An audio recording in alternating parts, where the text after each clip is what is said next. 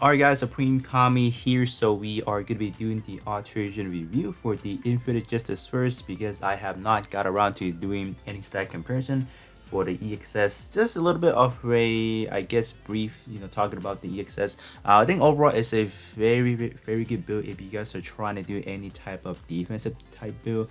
In terms of the portrait that is presented in the EXS is actually phenomenal. So I mean, like, if eventually you guys are able to pick that up, via pick tickets or just via the, let's say, later on, like the premium ticket summoning, I think that would be great. But right now, it'll just be a good time to maybe throw in like 1 or 2 multi and just get some L badges and call it a day. So, but let's kind of get back into the Infinite Justice. So, in terms of Infinite Justice, it is going to be heavily based into a melee unit. So, I do like how they actually made like a 1-for-1, so we have 1 for shooting and then we have 1 for melee, so kind of balance things out so you don't have to in that part.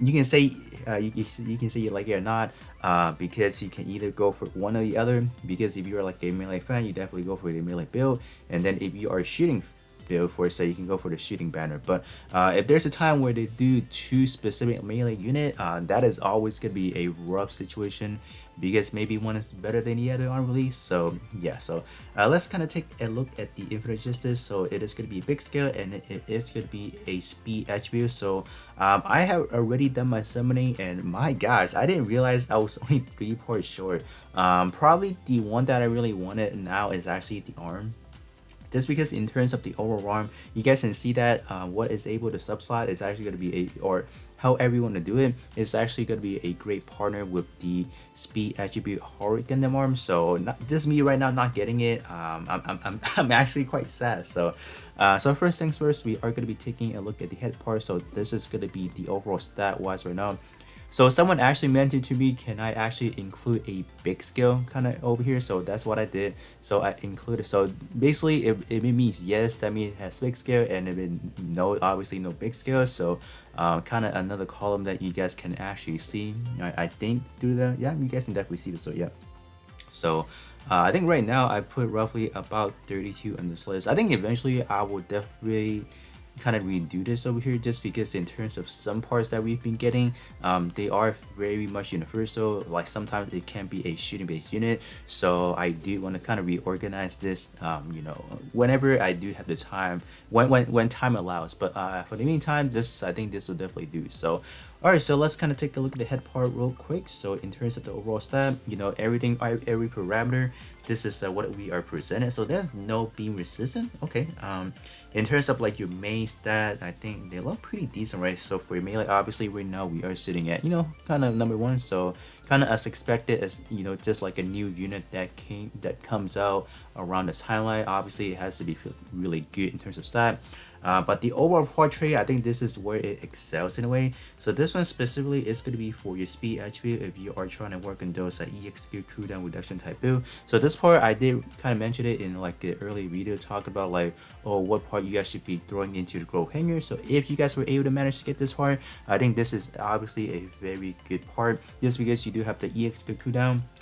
And then you also do have those initial charge boosting. So 125% would allow you to immediately, when you start the battle, you can kind of get your custom EX skill up and running, no problem. So you pretty much need only one exception is when you have those first time users, like roughly about 50 seconds or maybe like 40 seconds, then you might need more. But other than that, 25% is a golden percentage you are looking at. So if you want to have one part like this trying to get everything done, I think this is definitely for any of you guys out there for a speed attribute build. So yeah, no problem with this one. Keep that in mind, this one does have a alternative attribute, and I don't know what the other one War Tab might have. Maybe it has close combat potentially. So if that is the case, you guys can definitely access it once you do get this one to 7-star. And in terms of the other condition, if you ever own I think it's a tag attribute Infinite Justice set. So if you own that right now or you had it before, then you can kind of get that link attribute going on as well. So overall, pretty solid hit. So moving over to the torso, if I can click on it. Alright, so here's going to be all the following stat. So let me kind of give you guys a quick rundown of everything down here. So these are pretty much, so you guys can definitely pause, right? So these are pretty much what we've been having. So 32 still on the spot. And yeah, I mean some of them are actually good. Like this one is like way down the list, but it's actually better than the stat is actually given. So kind of unfortunate. But yeah, in terms of the overall torso, we are looking at 10,577 when you consider the 40% change gear of, just that 40% of your melee defense, add that onto your melee attack. So that's actually pretty good. This one overall does have some pretty solid stat throughout. Armor wise, I would say could be higher, but everything else like defensive, 10,000, almost at 11,000. That's certainly pretty impressive. So no complaints on that. I guess in terms of the physical resistance, could be a useful feature. Let's say specifically for those of physical arena, for example. So that's not bad. In terms of the portrait, this one is going to be another one that I also recommend, because in terms of this portrait, so you can call this one like a new beta portrait. This is definitely something that we had before the 4.0 update. It's just the wording was actually cut instead of the damage plus right here. So these portrait in terms of the actual calculation is actually a little bit different compared like how it was actually calculated allowed this portrait to excel more than your traditional one. So in like I would have to say in like a nowadays build, you can mix in a few of these, damage plus whatever percentage, and then you have your traditional like EX skill power boosting or shooting power boosting or melee power boosting together, and then conjunction with some of your buff traits. So three different trait language together, you can definitely get a hefty damage output. But at the end of the day, what kind of stages in this game needs that much damage? Unless you're talking about maybe the story mode, then I would say yeah, you probably need that. I still have not taken down the story chapter 20 yet, so I don't know how hard it can be, but I have seen a lot of people kind of talk about it's kind of hard. So these portraits can definitely help you guys out. Just kind of keep that in mind. You would definitely need to have a well balance of those traditional portrait that we have been seeing for like the past 3 years, and then a little bit of this, and then a little bit of those buff trait, and then you guys will definitely have a solid build. So overall, this one is pretty much good. You do have that EX skill cooldown reduction again. So this one overall, it is going to be a dual type build, no problem. So if you wanted to run this on your melee build, that's definitely what it's intended to be. But if you also do want to run this on your shooting build, that is also acceptable as well, just because these are all universal, so no complaints to that. Great vortex as well, high mobility, and then high firepower, definitely a great bridge into your shooting build. So definitely head part, torso part, definitely looking very solid. So moving over to the arm, let's see, can we continue the trend? Let's see the stat. All right, moving over to the arm section, you guys can see that Destiny, this is still something I'm using, but eventually if I'm able to get this one, I think just the sub-slot bonus having a 10 more percent. You know why this arm is good? Because if you take a look at the Infinite Justice arm and then you take a look at the Haruts, they actually share every single word tag together. So however you want to do it, I think this one may have a better stat line than the Haru, obviously. So you put this one like on your main build, like or on your main slot, and you sub-slot this one, you're getting a whopping 40.5%, and then if you have it maxed out, that's a straight up 45%. So it's actually quite good. So anything, right? This one, like anything that does high mobility, high firepower, I think it is actually quite common actually. So those are going to be getting some hefty one, and I would definitely say Infinite Justice arm is not going to be going anywhere anytime soon. It is definitely going to stay up top because this one is a big scale, so it's just going to be really good all around. So portrait wise, this one is actually very exceptionally strong as well. First of all, you do have EX skill power boosting, so again another universal trait that we're looking at. I think what they have been pushing lately is just like they throw in a lot of these, EX skill boosting instead of specifically for melee. I think that is definitely a great thing to be doing, just because you can do, if you want to run a good shooting build and a good melee build, all you have to worry about is just the overall word tag. Portrait is literally universal, so the only thing that you have to worry about is just the word tag. So that is actually very good, just very, you can say easy to upgrade if you just kind of focus on one thing. So this is actually good. And then you also do have a squad buff EX skill effects, which is actually another plus about this arm. So yeah, everything so far when we look at the Infinite Justice, it's just all around very nice. What they're doing. So you are starting out at 12%, which is actually quite decent enough already. So kind of keep that in mind. So if you put this on anybody on a spot, right? So let's say you're not putting it on the unit that you're controlling, you have it on your ally 2, ally 3. If they activate any EX skill that has built-in buffs, so let's say I'm just gonna go to this one for example. So if your ally 1 or not your ally 1, if your ally 2 or ally 3 is activating an EX skill that has like, oh, melee power boosted by 40% squad, right? Once they activate that, you are also gaining that, you know, as well. So, and then let's say if you're executing some EX skill that has those buff, since this is a squad effects, you are also getting that 12% up to 27% as well. So yeah, this is just another very good supporting type portrait. Just, you know, just very good overall. You know, definitely so far all top 3 are phenomenal. So up next, we are gonna move some over to some of the EXU. So moving over to the legs. So leg wise, definitely, you know, like right now it's looking very hot in terms of the stats. So let me click on this if I can. Alright, so these are going to be the following stats. So in terms of the armor, it is actually quite decent enough. If this was like somewhere around 9k to pushing like upper 9k, this will be a godly part. but no. In terms of the raw melee attack, it looks low in my opinion, but it's still melee to the top podium currently, so that's good. And 10k for that melee defense, so that's actually quite hot. And then you do also have some good resistance overall, so okay, that's not bad. Wise, high mobility, and then close combat. So in terms of the EXQ, we have a Griffin Blade or Beam Blade. So this one is going to be a D-Pierce A+ power. So since I do have it, we can kind of take a look at what is it originally. So does it really need alteration? No, this one I would have to say you don't. If you are trying to prioritize some, you know, L badges for like, let's say you pull a few parts and you only have a limited L badge, for example, I would definitely give it to any of the top 3 first, since this one does not really need it, because the EX skill is just fine by itself in terms of just that. I actually forgot to put in all these over here, so let me do put everything and then you guys can look at it and then we'll continue from there. Okay, so I just quickly filled in all those you know, big skill stuff over here, so I just kind of memorized them already by looking at the names. So yeah, these are going to be the following big skill part and not big skill part for anyone that is wondering. So just a quick scroll down and up for you guys serious. So that's that. But yeah, in terms of the overall lay, I don't think it doesn't need the alteration unless you guys are looking at like, oh, I need a good lay part, then yeah, you kind of have to alterate it.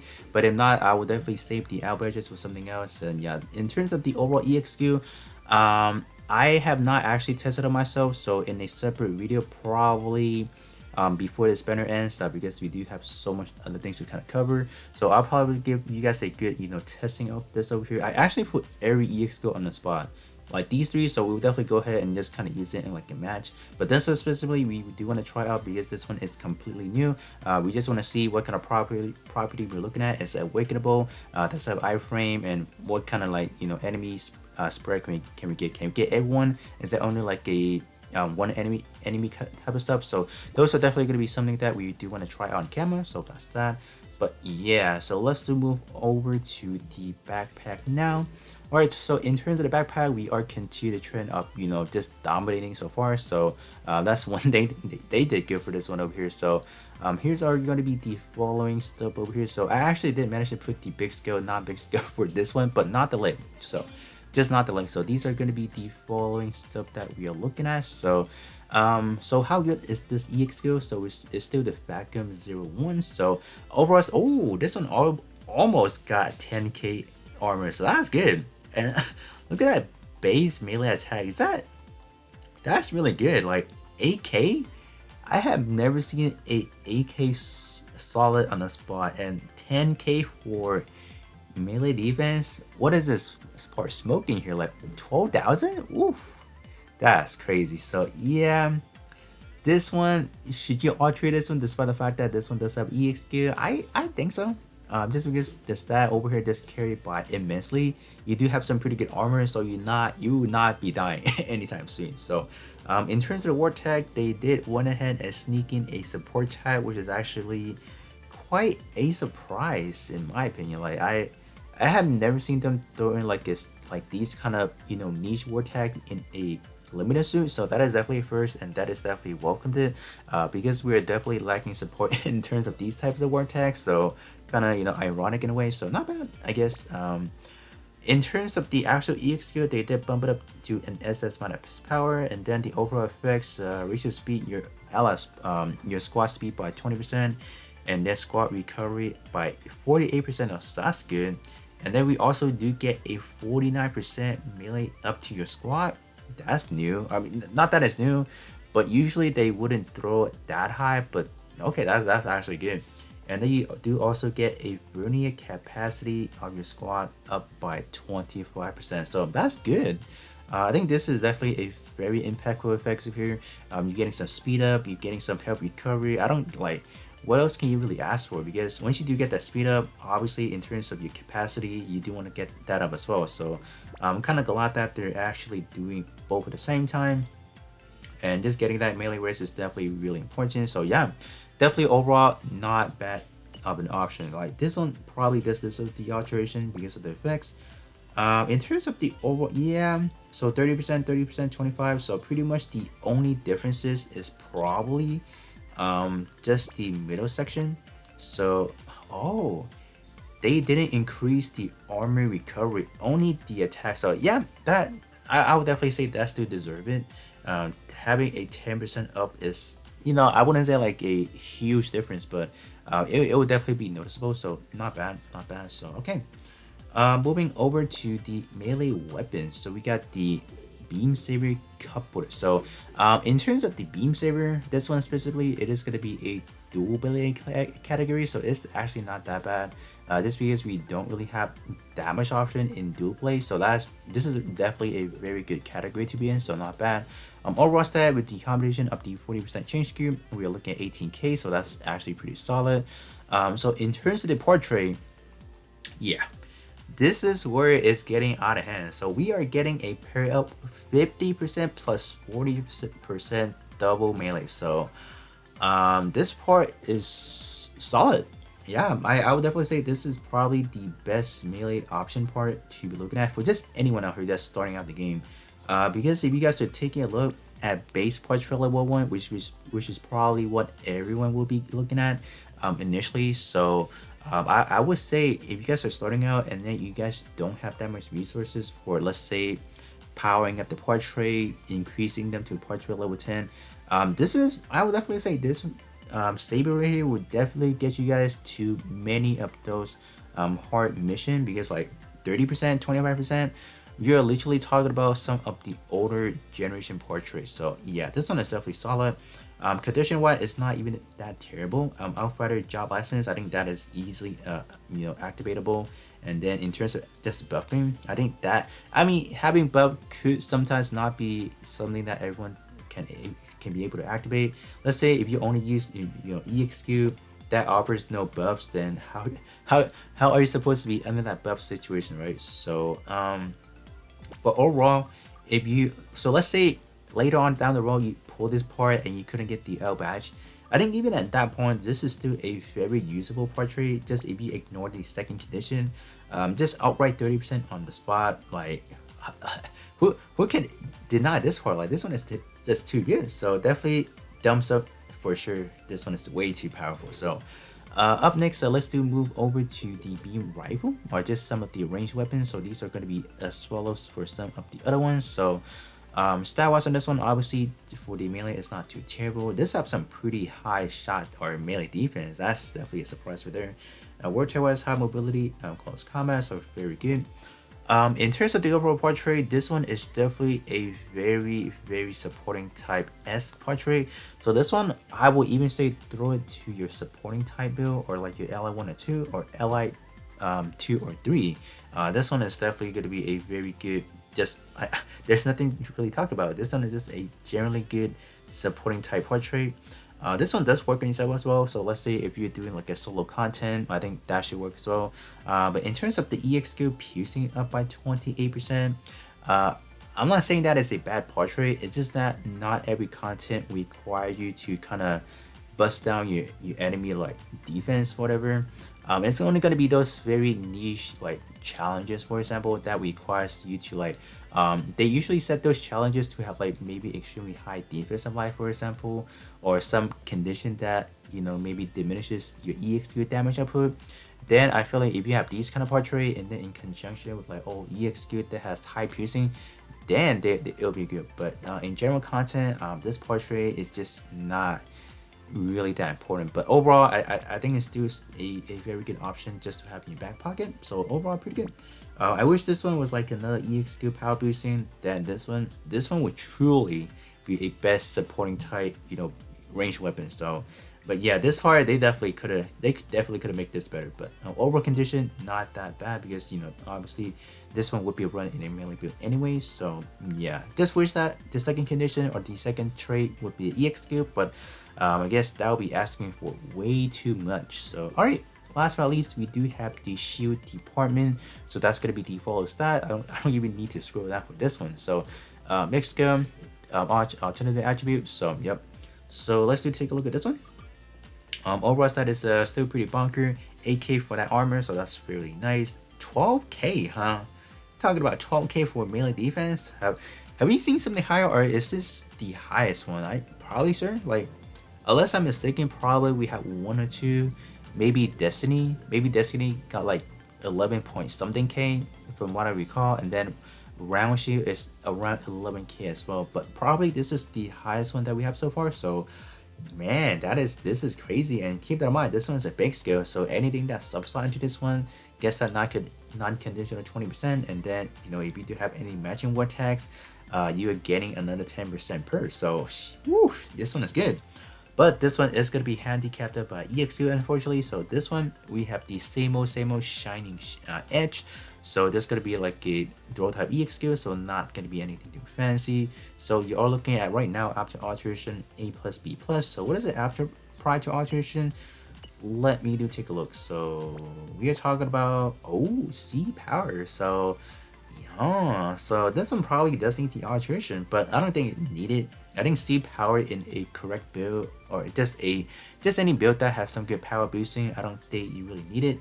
So but if you guys do want to alterate the shield just purely for the stat and you got something subslot for it, I think that's fine. But generally speaking, just that EXU solely, I don't think it needs the alteration. But I think that's gonna be pretty much it in terms of the Infojustice. We just have a lot of top tier parts for this one specifically.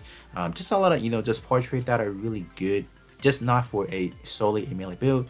We have different areas that this portrait is going to be excelled for, like the head is going to be good for those energy charge boosting, those EX2 cooldown reduction type, just the same thing for the torso as well. So I think overall in terms of the Infojustice is bringing a lot to the table. Just like anyone that's new to the game would be able to benefit greatly from this part specifically. So we do definitely have to wait and see what they have in store for us in terms of just later on.